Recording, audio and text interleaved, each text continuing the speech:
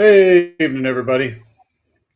Welcome back to another Monday edition of the Florida West Coast Fishing Reports. Sergio is not going to be with us this evening. He is in the process of some moving, so he's got a lot on his plate. So it's just going to be Captain Ron and myself just kind of hanging here talking and giving you the reports of what's going on. So here we go. Yes, sir. Sergio's not moving far, but it's still moving. So it's still packing up Yeah, it's everything. it's it's such a pain. It's never easy to move, and every time that the longer you stay at a place, the more you got to move. Lots of stuff. Yeah, it's I've accumulating. never I've Go never ahead. seen a man with so many fishing rods. I know, I know. I'm actually doing. I'm not moving, but I'm moving my fishing shed from one to another. And let me tell you, I went to the dump today with a load, and I keep looking, going, Lord, I got so much stuff. It's just stuff. And a lot of rods and a lot of things I haven't touched in years. I'm like, I just got to get rid of this stuff. It's not easy. Yep. So Don't donate it. donate it. Yeah, then and that's what I might do. But I talked to a friend of mine last night and had an idea while I was talking to him. Because she is doing she's Captain Julie here in Crystal River. She's got a podcast. There's a podcast going on, I think either tonight or no, it was this morning with WFLA Channel 8, I believe, down there in Tampa, because she does the women's veterans group, taking women veterans out fishing and doing tournaments and, this kind of gathering and stuff like that. And I know Sergio was interested in us getting involved in a veterans group, either down Tampa or wherever, just in between our areas here, trying to do some tournaments or something like that. Just kind of an idea that we've come up with.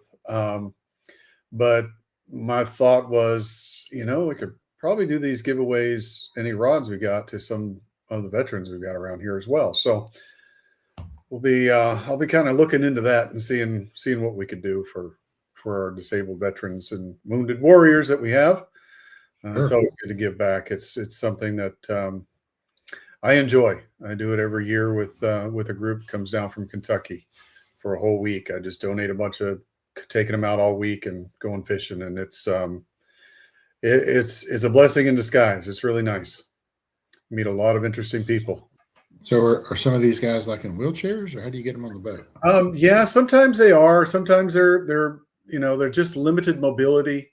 They're older gentlemen, limited mobility or loss of limb or this or that, and we figure it out. Sometimes we have boats that are handicap accessible to where they can get on from the ramp. We'll get them over onto the boat, put the wheelchair on, lock it down. It just depends on the boat. Obviously, my boat, I can't do that, but I've had gentlemen sit in the center of my boat, and I just position the boat so they can fish, and it works just fine too. So we try to figure it out, and that's the best thing is just get them out there, figure it out, make sure everything is good, and just give them a great day out there fishing. And it's a lot of fun. We have a lot of fun with it. I'm sure they're thankful to get to go. It is, yeah. It is, and they do these groups. They go around the country quite a bit, and they do different things. The group that I work with, Kentucky Wounded Heroes, also takes them hunting in places, takes them down to different locations to do some fishing, all that kind of stuff. Because it's nonprofit. It's nobody makes a dime on any of it, and it's just all out of the goodness of your heart and volunteering and trying to give back in a way that we appreciate the service and the sacrifices that they did. So enjoy doing it. It's fun. Yeah. But that's an idea is maybe give some of these rods away to some of these veterans that because a lot of them, unfortunately, a lot of them are on very fixed income. Surprise, Oh yeah. surprise. The government doesn't take care of them like they should. But so if we could give back in any way, shape, or form, then I'm all for it. I'm all for it. I enjoy it. So how was your week? It was good, fast. Yeah. Did Yeah, you get out on the getting water at home. all? No, I did not. I was sick most of the week. Had Oh, some well, that's real good. dental issues. Daughter in the hospital for a little bit. Yeah. Okay. Yeah. Yeah. Well, I only got out one time this week because it was a little blowing, a little cold for the most part. I waited till the end of the week and got out. And it was a decent day, but yeah, I think it's just about the time of year. You got to kind of pick your days in between the nastiness. So There's been a lot of trout in my canal though. A yeah, lot of people. there's a ton. I think that's mainly what everybody kind of focuses on this time of year is just trout and reds. I mean, it's just what's available Yeah. for the most part. Yeah, So nothing wrong with that. let's see. Hey, Donald's on. That's like my garage, only tools. How you doing, Jim? Heroes. And Donald says he used to volunteer for Heroes on the Water. Yeah, there's a good causes. They're very good causes. Children's fishing clinic. Yeah, we do that every In 1st of June or into May. June. Yeah, I was trying to remember when it was. June. Yeah, Down it's usually there. like it's either the first weekend before they get out of school or the first weekend after. I can't remember. Yeah, and that's a good idea, Donald. I could probably get a couple because some of those rods are smaller and some are the closed face. I could give those away at that time too in June. Didn't think Yeah, about Sergio usually gets about 150 combos put together. that. So he usually has a few extra, and he gives them to the police and lets them hand it out to kids that couldn't make it. Yeah, that'd be a good thing too. Yeah, Yeah. I've got plenty of those, so I need to because again I think they've sat in my storage unit here at the house for well ever since I got here, really. So I really don't because I just keep buying more. You know us. I know. It's always something newer and better. Yeah, I just keep buying new. And I don't I don't like to throw away something that's really still usable, just in case I have a misfire or something disappears or something. I've got something to back up real quick, but yeah, they're just too much to deal with right now. There's just a ton of them. I'd say I'd probably have to say there's about 50 rods up there that I have not touched in 5 or 6 years. So I need to do something with And let them. them go. Yep. Yeah. Yeah. Time to let them go. Let somebody else use them for once. So, yeah. And that's the other thing. I got some life jackets as well. Yeah. How about you? Did you get out this week? I did. Went out Friday with an old client of mine. And him and one of his buddies that he's one of the snowbirds. So he comes down every year, comes fishing with me. And he went with one of his friends that he dragged down from Wisconsin. That's where it was. I was trying to think of where he was. So took them out. They were so much fun. It was like fishing with two buddies. It's just laughing all day, goofing off, and it was really fun. We just took our time. We didn't leave till about noon on There you Friday go. There you go. because I mean we had no tide. It was negative tide here. There was no water, and I'm going. You know what? Why don't we just wait till the water comes in? And so we went in the afternoon, and first caught a bunch of little ladyfish. Wanted them for bait. Caught a few of those real quick in the river. Went down and went hunting for some redfish. Caught about a dozen or so of them, but only lost two good ones. They got one to the boat that was keeper, and the rest were just a bunch of small schoolies. But yeah, they kind of lost some fish, and that's what was fun about it because they were just razzing each other every time they'd lose a fish. And I kept trying to get them to bet on something on who would get the next fish in the boat, but they wouldn't take. So because they lost some decent fish, but it's fishing. It is what it is. Yeah, And then, as long as they had fun.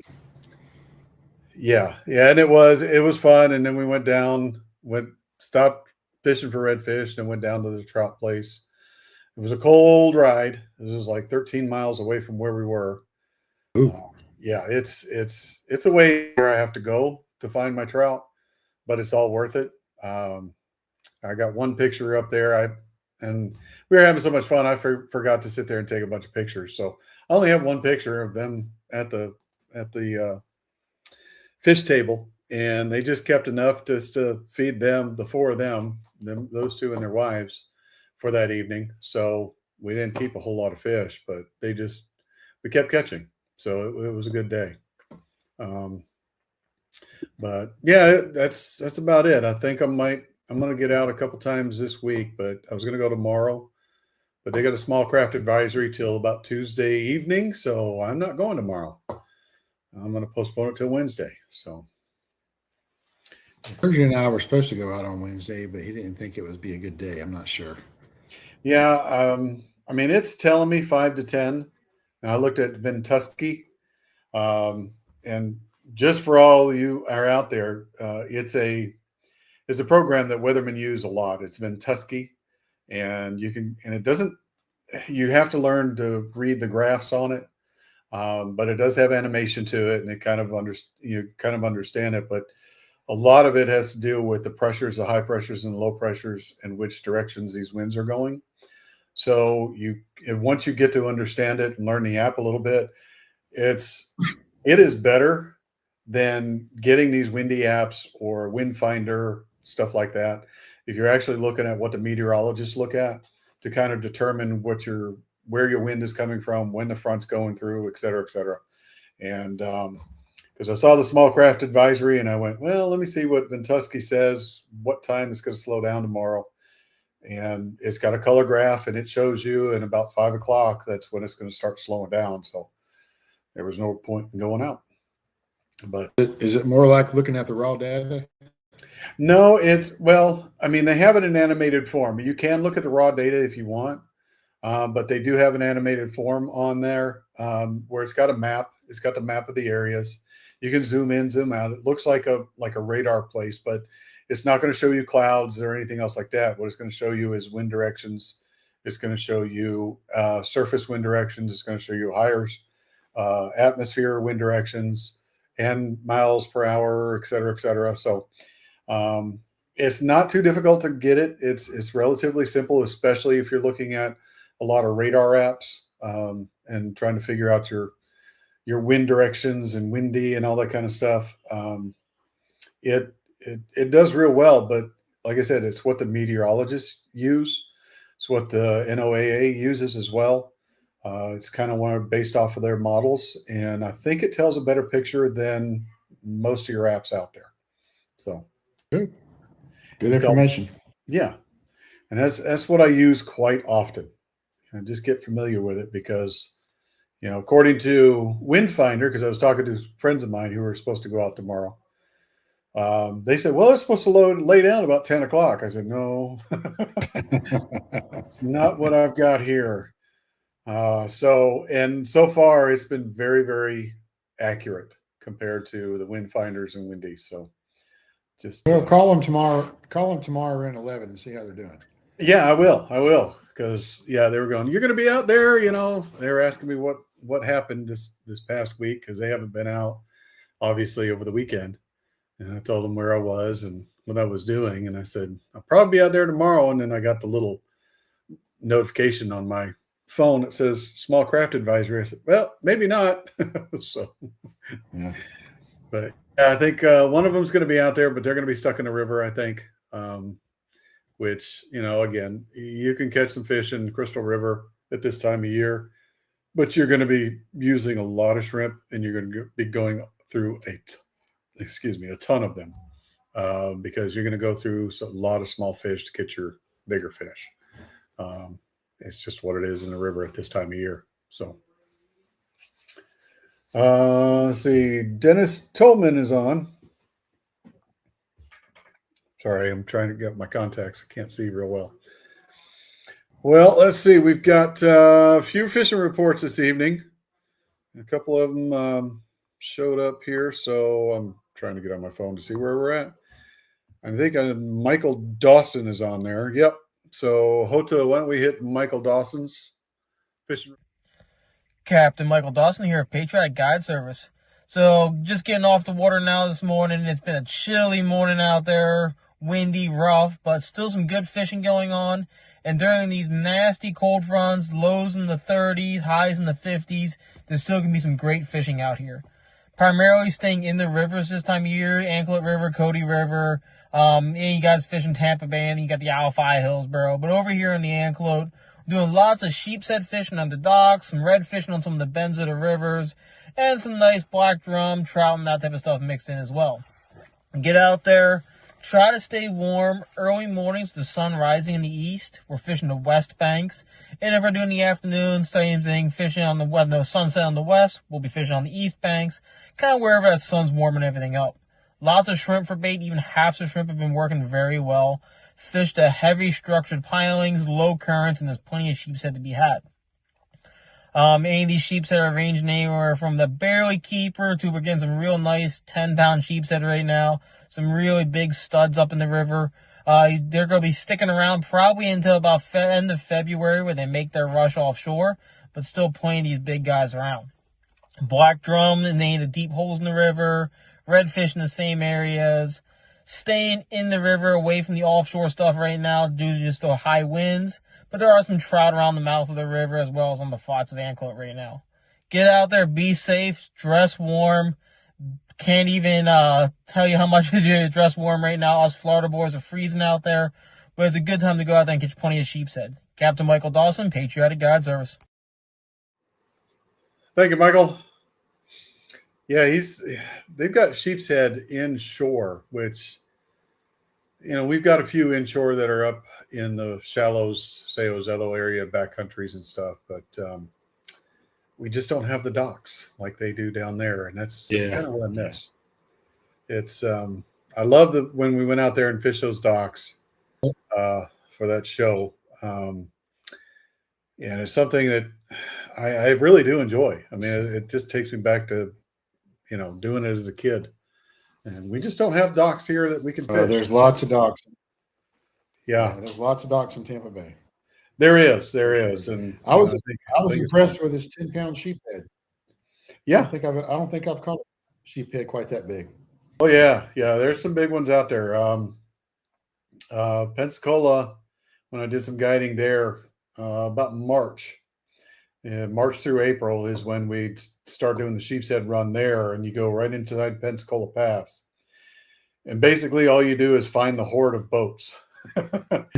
Then you try to find your spot inside those horde of boats, and honestly, the majority average size of sheepshead we were picking off there were 8 pounds, and they're just big sheepshead, nice sheepshead. So every once in a while you get some bigger ones. I think I saw a 12-pounder come out of there at one point on some of the local groups and stuff like that. But yeah, there's some nice sheepshead. And from what I hear up here, we do have them. Talk with local captain here, Justin. Saw him at the fillet station on Friday when I was filleting up my fish, and he stopped by and he says, "Yeah, he's on them, and he's seen hordes out there.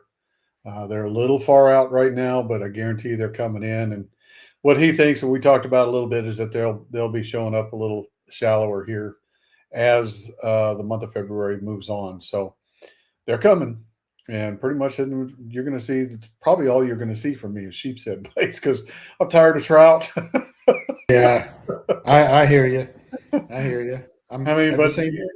that's all we got. So that's what we have to do.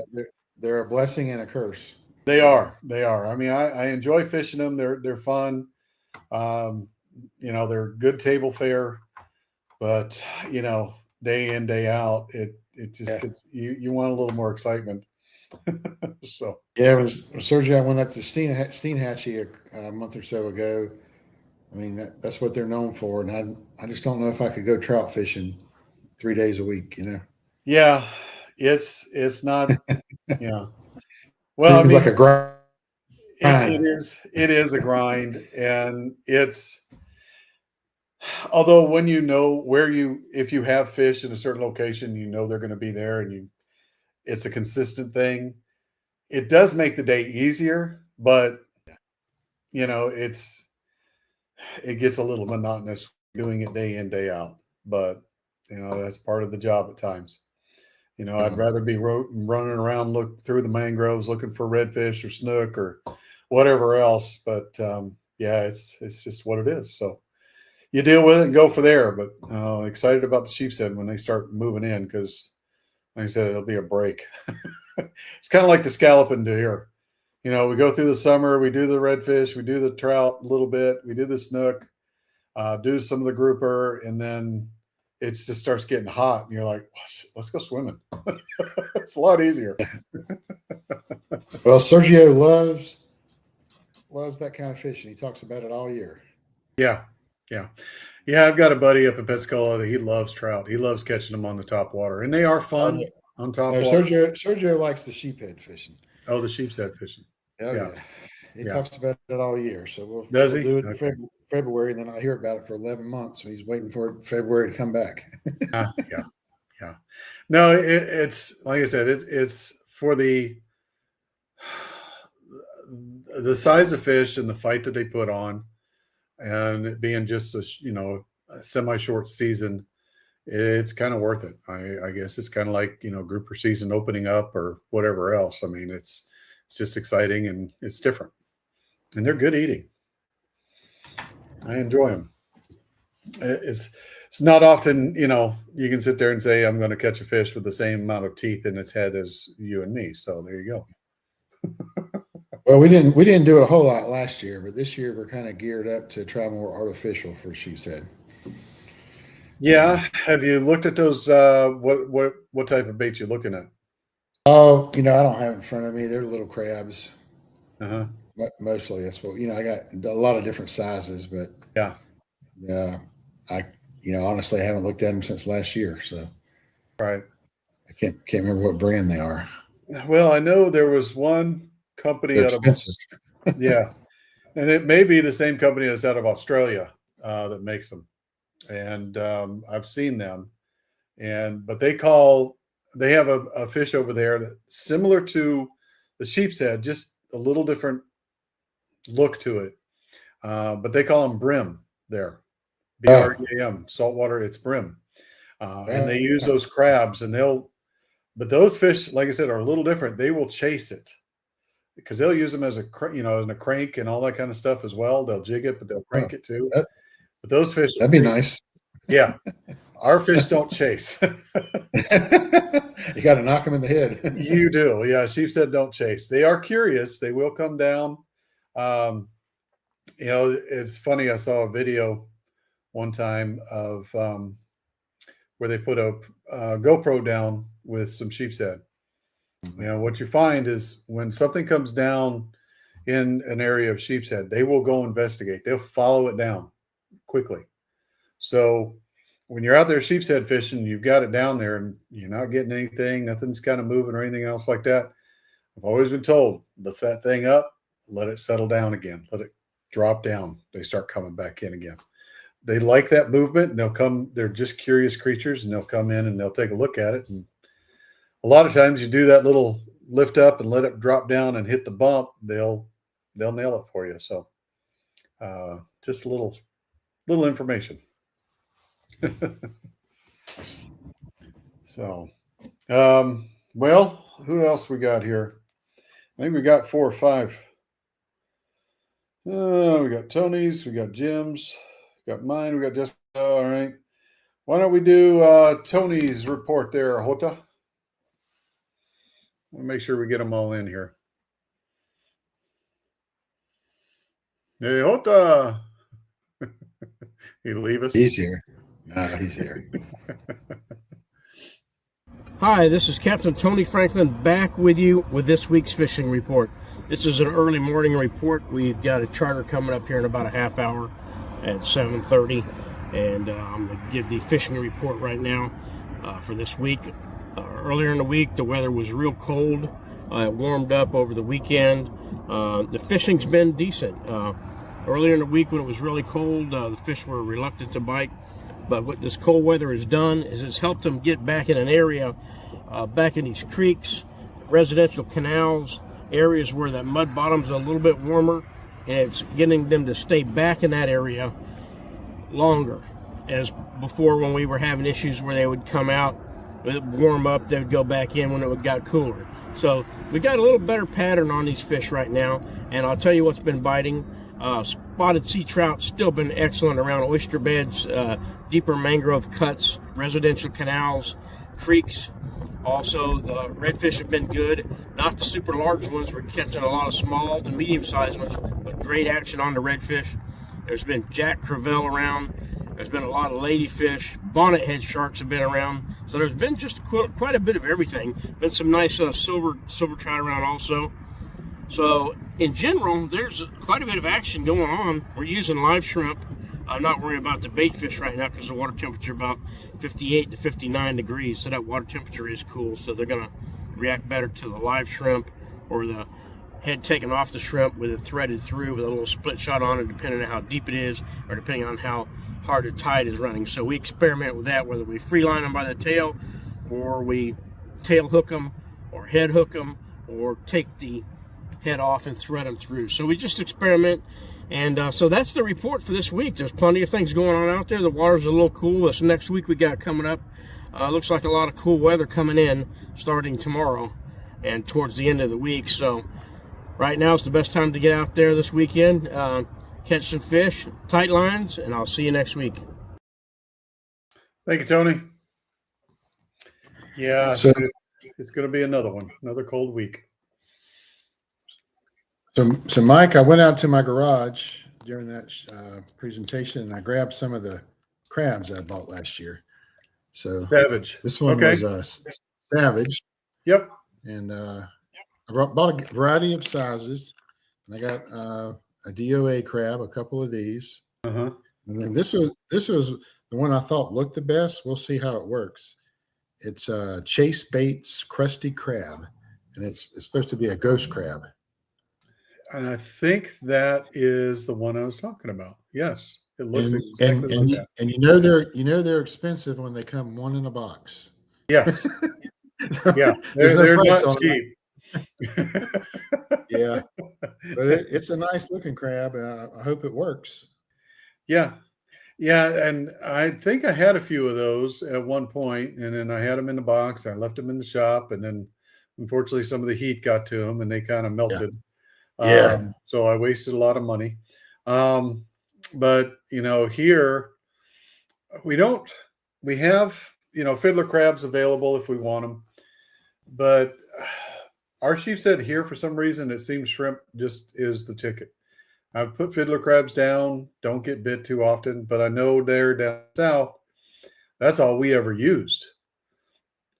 Fiddlers. Well, the only thing good about the crabs is not as many species eat them. Correct. So shrimp, Yeah. everything eats it. So, Mhm. but I'm fine with shrimp because I don't mind catching everything. Yeah. Yeah. Yeah. It just doesn't seem, the fiddlers don't seem to work as well. I mean, we've got a few places like you can still find them, and some of the stores do sell them, but shrimp seems to be the ticket up here. So we kind of stick with that. But I have yet to catch them on artificial. As far as artificial shrimp or anything else like that, it just hasn't worked for me. Now, I will say I've caught a sheepshead on topwater. So, oh yeah, throwing a Zara, like a Zara spook type thing, just a walking the dog pattern. And every once in a while, I'll pop a sheepshead off here in the backcountry using those. They do get, so every once in a while they do get aggressive and they will hit it. So, I think Well, it just keeps them off. the artificial crab is more of a personal challenge. Mhm. Gotcha. Just curiosity, see how they work. I do Yeah. not expect them to work as well as live bait. No, but I mean, if you've got them feeding in a good frenzy, I would say that you probably got a good success rate there. And Well, we it'll just- be hard for them to clean the hook. Yeah. What we used to do over there in near, it's on the tip of my tongue. Down there, St. Pete. It's in the bayou. and now it's killing me. It's on the tip of my tongue. Anyway, there's a park over there on the south side near Madeira Beach, just before you get to Madeira Beach, just a few miles up. Oh yeah. There's a park Yeah. over there, and there's a bayou in the back. And when I used to live all the way at the end of that bayou. We used to take our canoes and travel down the bayou toward the train trestles. What used to be the train trestles, now it's one of the walkways, the Florida trails, Trails, where they trail put system. they put the trail system on where the trestles used to be, and we used to go over there to those trestles and catch sheep's head galore every season. But one of the things that we always did, and if we go at low tide, we stop off at an oyster bar, and we would just sit there and take a bunch of oysters, put them in the canoes, in the little boats that we've got, just a ton of them. And we'd have one block, one brick. And we take those oysters and we crush them up. Yep. And we disperse it out near the trestles that we were fishing. And we'd get a feeding frenzy going on, and it was one sheep's head after another. It was great. We'd catch redfish as well when we were doing that. But I remember doing that every time we were going for sheep's head, crush those oysters up. It was a fun thing to do. Yep. I do the same thing once a year at my dock. I put on my waders and I go out there with a brick hammer and chip away all the growth, Mm-hmm. all the oysters and barnacles and everything. And it's inevitable. Within the next 24 hours, I'll see redfish that I never see. Yeah. It's a good way to chum those fish up, to get those things interested, and bring in a variety of fish, because we would catch the sheep's head, we catch the redfish, and every once in a while you get a snook just kind of coming by, or whatever else. And black drum, you get black drum to show up in a heartbeat too. So Oh yeah, any Yeah. kind of feeding fish activity attracts other fish. Mm-hmm. Yeah. Yeah. Yep, it does. So no, not Boca Grande. It's there in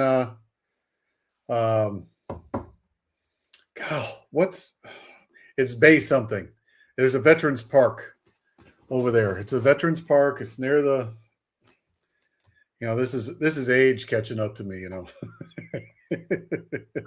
We all do it. And when I can't think of the dadgum name of that thing, Bay I Pines? fished it every weekend. Not Bay it was- Pines. Bay Pines, thank you. I knew it was Bay something. Bay Pines. See. Yep, Bay Pines Park. That was my hangout to go fishing, catching redfish, trout, flounder. you Oh, that's a name nice it. park. Yeah, It's a nice. yeah.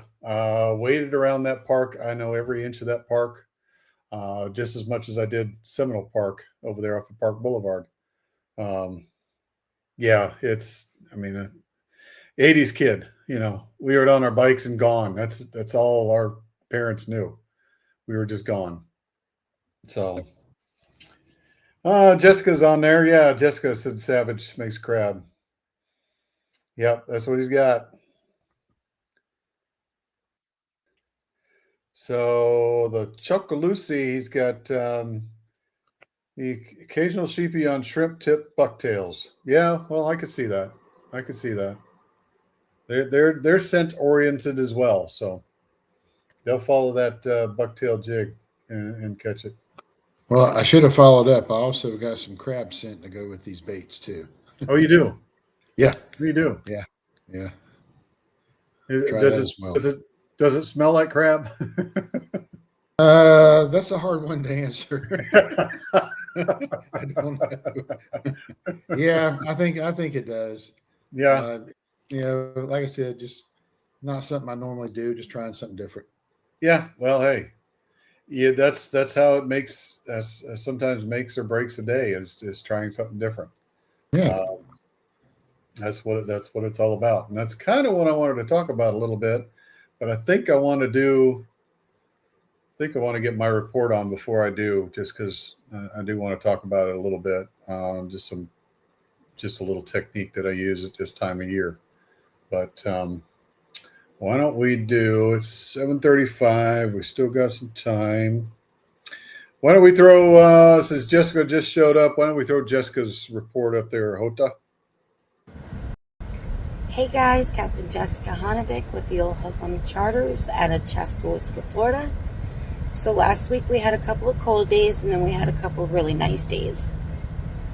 I checked the weather for the next 10 days. We are going to be in the 60s, low 20s, and high 30s for the night in Hernando and Citrus County. So the only good thing that comes with that is that the fish are all going to bundle up together, and who doesn't love to catch one after another in a hole? We have been fishing the low tide. Sometimes we have to push pole into these holes or get out for a very short distance and get back in. Thursday we went down a creek, saw lots of fish. Nothing would bite really. Friday we did another creek day, and the fish seemed to pick up a little bit more. Saturday we had select shrimp, mud minnows, and I did catch some ladyfish, so we had some cut ladyfish, but the bite was very slow. And sometimes when I get a little bored sitting in the holes, I'll throw out my Q8 super bait, which I love throwing artificial, and that is what I mostly caught my fish on Saturday. 15 trout, lots of ladyfish, a couple of nice redfish. So it's weird how one day you can do something and the next day it's might not work. So we've been seeing lots of shark. I've probably seen 10 shark in the river this week. Manatees are all coming in to the rivers. Saw lots of eagles this week. So I hope you can get out there, be safe, bring a variety of different baits. I can't really move my stuff that slow because in Chaz, from the time you leave that boat ramp, whether you're going to the south side or the north side of Chaz, most areas will not have 15 to 20 inches of water, and that's being gracious. So it's a little sketchy. So if you want to go out and fish that area, please be safe and careful, especially since we have been getting some fog in the mornings. But if you want to go out with a guide, you can always book with me at 352-464-7309. Tight lines. Thanks, Jessica. Yeah, I saw that nighttime snook that she's got there. And that is one thing I will say. In the wintertime, if you really want to look for snook, go in the nighttime. It's cold. But we've got a snook bite here at night that it sometimes can be insane. And especially just throwing artificials. You're not having to do live bait. Throw a bunch of artificials around. Is it fishing? Is it fishing dock lights or? No, well, we don't fish- have any dock fish lights here. lights? No, there's no lights. It's just usually you'll have to go when the moon's out just a little bit. But for the most part, you're throwing, hard baits, just not really deep divers because you don't really need them all that much. But just throwing some jerk baits out there and just twitching them along. And usually about a 5 to 6 inch jerk bait that probably runs, 5 to 6 foot deep. That is usually what works really well. And what you're doing is you're going along any parts of the river. And I'm sure it's the same in Homosassa or up there in Yankeetown on the Withlacoochee. And I'm sure the Chaz as well. Anywhere where you've got a little deeper drop off, a little faster drop on a shoreline. It seems to be where most of these fish are kind of hanging. So they're able to, be up in the shallows if they need to and drop right down if, water temperature gets too cold or whatever else like that. But in the rivers, the water temperature is pretty steady. So that's where these snook are going to go for the wintertime. And fishing at night around some of the docks up in the main part of Kings Bay is very successful as well. But along the river banks that are just kind of dropped off pretty quick, throwing some jerk baits along there, it has been very, very successful this time of year. I don't do it myself. I'm too cold to do it, but I get a lot of reports of it happening and see. Sorry, I just don't. I don't have it's kind of one of those things. If I'm not getting paid, why do I need to be out there? So I just don't do it. And the funny thing is it was the same thing we did up in Pensacola in the river systems up there. We've got stripers up there. And on the coldest nights, when it was 20 degrees out at night, the wind is still, the stripers would go nuts, and you would catch them left and right up there in the rivers, in the Escambia Bay, and the Escambia River areas. So, and Blackwater River. Those were the two places that you would just kill the snook. If there's anyone listening in that has never been to the Chaz Whiskey, they should go try it. It's one of the more unique fisheries in Florida. Yeah, and you definitely need a guide, but it's every time I go, it's a memorable trip. Yeah. I've got to get with Jessica to get it done. She's invited me over there to do some fishing, and it's just trying to get schedules together and go. But I've got family coming in this week, and I'll be on the water with my family this week as well. So, but I need to get over there to the Chaz and try that with Jessica, because I hear it's awesome over there. I hear it's really, really cool, really good fishing. But I have yet to fish it. So I definitely need to do that. Yeah, you definitely try. Oh, by the way, Mike, you are correct. The crusty crab is Australian. Yep. That's what I thought. Yeah. Like I was looking at the back package, and I've got a lot of useless information in my head.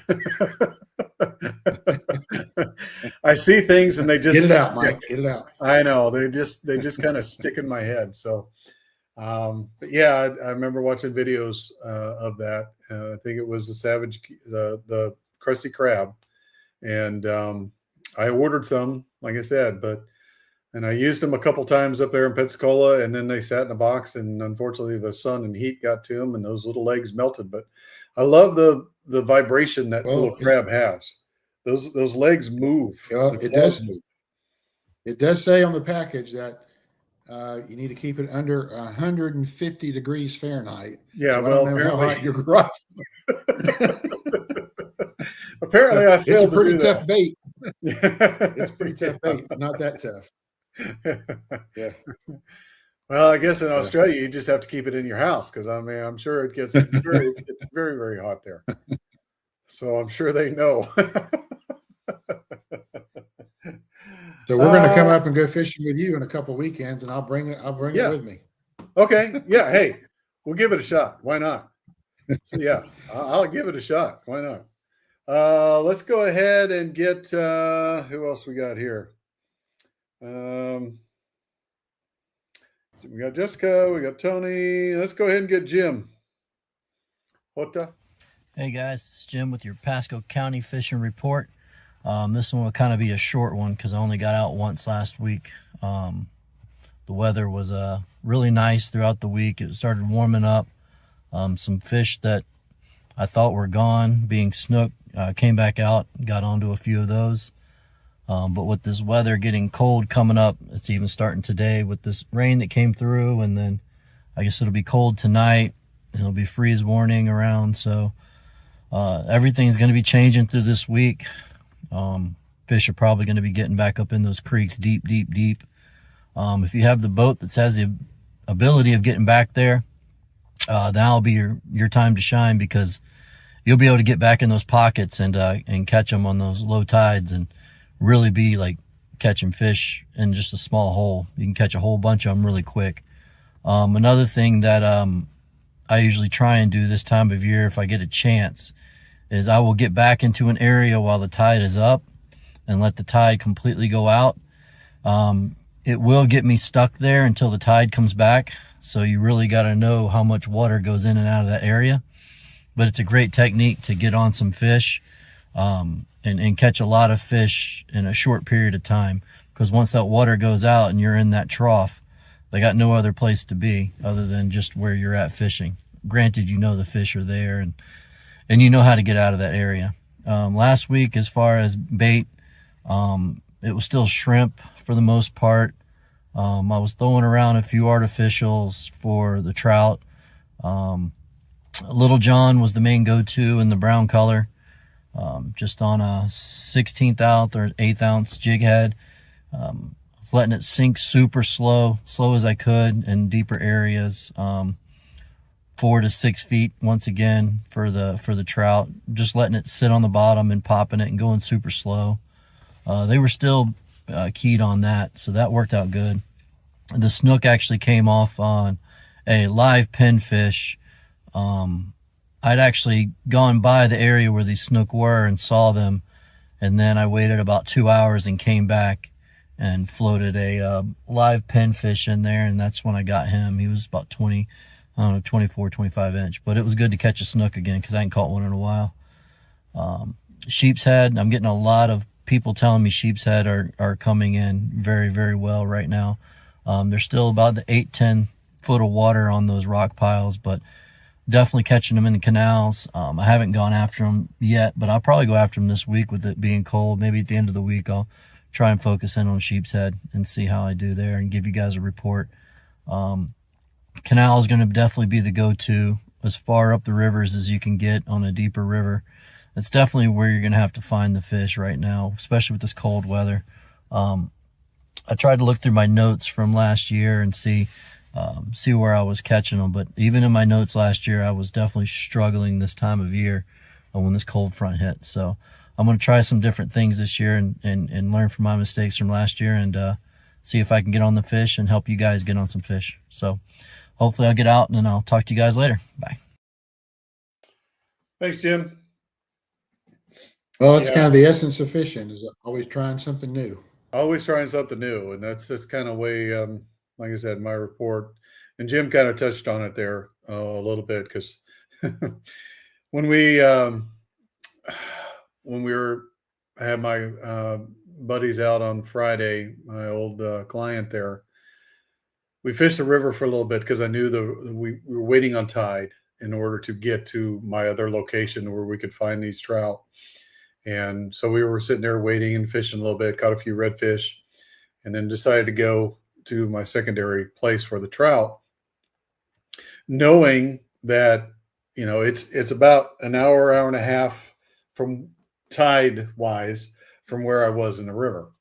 So knowing that, I may be pushing it a little bit, and I got in there at about, I had about 6 inches to go as we were running in, and it is shallow. But once we got in there, there's a few boats there, and we've got, the duck boats, and we've got a few jet boats we're in there fishing, smaller boats. Well, I see a bigger boat in there, probably about a 23, 24 foot deep V offshore boat. Danger. And I was telling my clients, I said, just to let you know, that guy has been here since about 7 o'clock this morning because he couldn't get in here otherwise. So he's been in here when the tide was good. He's been stuck in here. And it was about 3 o'clock in the afternoon when we showed up there. So he's been there all day because he could not go out, could not get out of there. Because the way to get in, like I said, I was running in 6 inches of water just to get into that place. So I know he's been stuck there all day. Well, Mike, you have to admire that kind of commitment. Yeah, well, hey, and maybe that was their plan. But yeah, Jim definitely touched on it. Look, know where you're going, and if you get in there, you're going to be there for a while. Know your tides, because otherwise you're going to get stuck. And sure enough, as the tide came in and more water got in there, then they finally left, and you could see them go straight back out. So they were in there quite a while that day. But yeah, just know where you're going, know how everything's working. Hopefully it was worth it. Yeah, I would think so. I would hope so, because it was worth it for us. We were there for a couple hours and caught plenty of fish, so we'll see. All right, Hota, go ahead and get mine on there because I want to talk a little bit about it afterwards. Good evening, Captain Mike Haynes up here in Crystal River, Florida. Well, the fishing pattern really hasn't changed much. Still using a lot of shrimp, still using some cut baits. Trout are still up there in the creeks in some of these pockets, as well up in the river. Redfish, again, always in the back country right now. They're not in deep waters or anything else like that. They seem to be in the back country as far back as they can get into these quiet areas that they're protected from the winds and the sun is beating in on her. Like I said, I don't think that's going to change too much for a little while. I know we've gotten some 70-degree days, but that water temperature is not enough sun out there to bring that water temperature up yet. So this fishing pattern is probably going to be this way for probably another month or so before March, and then it might change from then. But slow it down, take your time, be patient. Those are the three keys that tend to consistently catch you fish. I've been out there this week and been on a few spots where we'll be sitting on a spot, we're catching a few fish, a boat comes in, they'll spend 10, 15 minutes and then they'll leave. Well, we're still there. 2 hours later, we ended up catching limits. So take your time, slow down, don't move as much. Those fish haven't moved. They are there, they're active, the bite is just slow. And in fact, redfish, normally, when we're catching redfish up here, you throw in a bait, it could be 5-10 minutes and you've got a fish on. Well, now it's taken anywhere between 20 minutes to a half hour before we'll get a bite. So slow down, be patient, put your rods out there, take a drink of coffee, eat a snack, and just kind of be patient. Sit in one spot, especially if you caught a fish or two. Just hang out there. What I've found this pattern seems to be, especially with trout, is we'll catch a couple fish and it'll be like, oh, great, we got them, and then you throw out and then you got nothing. And for 15, 20 minutes, there's absolutely no bite. And you can throw in the same spot for that 15, 20 minutes and not get a fish. And then all of a sudden, boom, they pick it up again. So be patient. Take your time. Don't move around too much, especially if you found fish. Just kind of sit there. Patience is the key in the wintertime. And a lot of times what happens is the water movement. Most of the time right now when we're trying to fish trout in these creeks, we're trying to get in there just as the tide's moving in. We're going through some shallow water, sometimes about 6 inches just to get there. But we take our time, we go in there and we kind of set up, catch a couple fish. And as this tide moves in, these fish just start to get activated. And like I said, it's just periods of activation, then it kind of quiets down, then activation and quiets down. And I think the other day when we sat there and caught our limit of trout, we might have moved maybe 20 feet from the original spot that I was in. I might have moved 5 foot over within, a half hour, then move another 5 foot over in a half hour, but I haven't left the area. And it paid off. We caught a lot of fish, and it just kept it steady.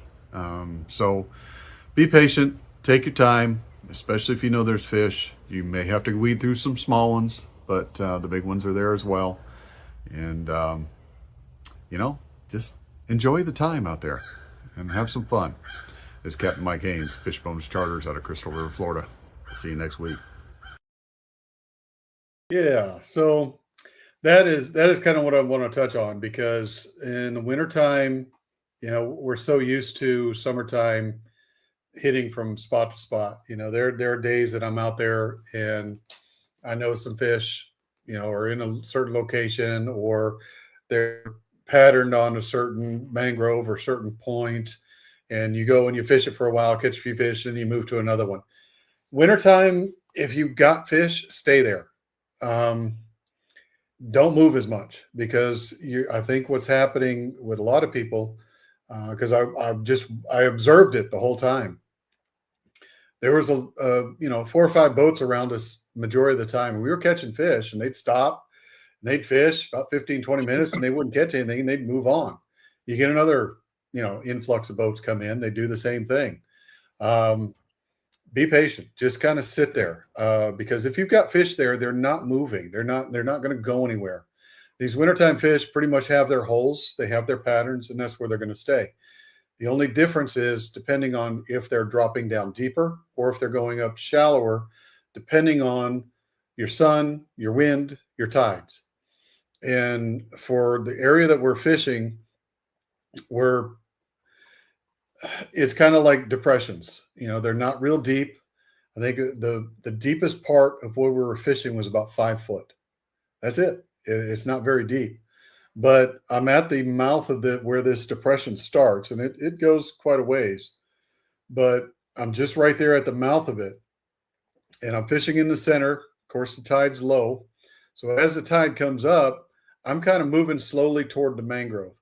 And one of the reasons is when you get that tide flowing through there, especially from an incoming tide, you've got that cold water moving in. So what I do is as the water progresses over the shallow areas into the deeper water, it's going to cool that area off. So what happens is these fish kind of shift a little bit farther, closer to the mangroves or closer to where the sun is hanging, to where that water, you get little eddies, or so to speak, where the water's not moving as fast as where it is in the center.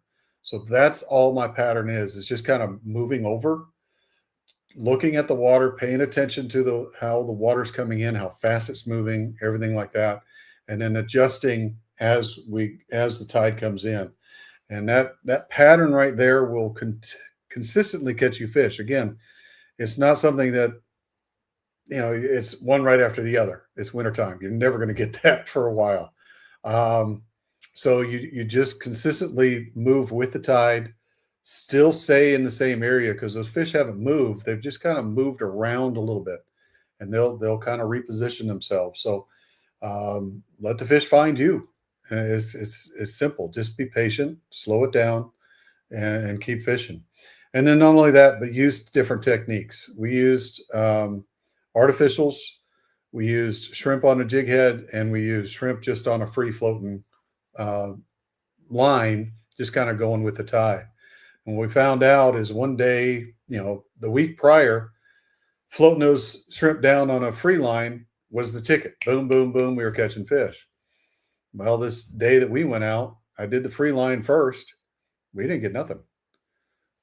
Threw it on a jig. We started catching fish. So, and it's small hops. I'll change the hops from just barely moving to big sweeps. It just changed those things up. And we were very successful. That table that I had there, 2 of the smallest fish were 17-inch trout. Everything else was 18-inch trout. I think we caught one that was 20 something, and we let him go. Just like I said, they only wanted just enough fish for them that evening. So we didn't keep a whole lot, but they were quality fish for that area. And we did catch a bunch of small ones.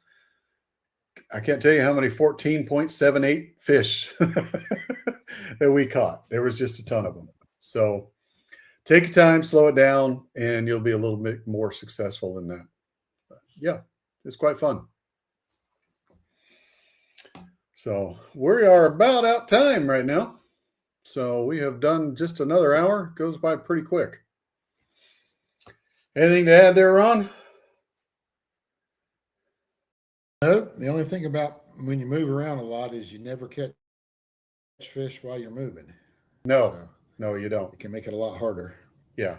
It's just it's a wintertime thing that I do. I don't move a whole lot. You'll see me in the same spot, and it does tend to be consistent.